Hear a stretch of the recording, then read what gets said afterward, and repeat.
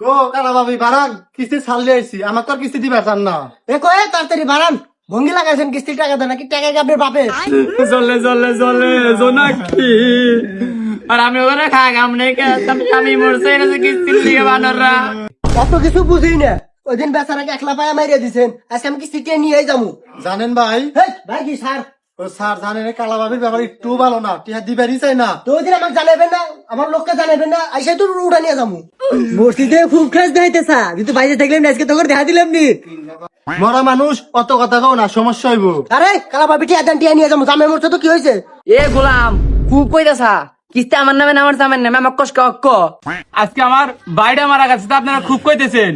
এ বানর ছাড়া তোর ভাই না তোর আব্বা হয় হকেন না ভাই, ছোট মানুষ তো বাপ মরছে খুশি চলে আইলে গেছে, কিছু মনে করেন না।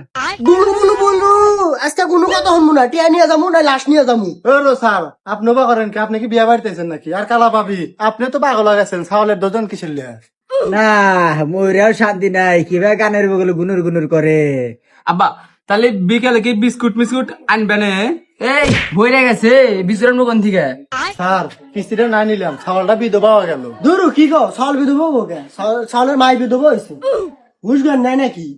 স্যার আপনারা তো আমার বাবির কষ্ট বুঝবেন নাই দেখেন। হেই এ কি করে, এটা তোর ভাবি না, এটা তোর মা। বার আসল আসলেই খারাপ আইলে গেছে ব্যাগ কিছু লেগে। আবার কথা কয়, মরা মানুষ অত কথা কয় লাগে না, মরা মানুষ অত কথা কলে বাঁচবেন না।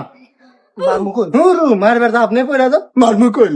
ভাই অত কথা বুঝি না, কিস্তি মিস্তি দেওয়ার মনে আমার নামে কিস্তি না, কিস্তি হলে গেলা গেদার আব্বার নামে।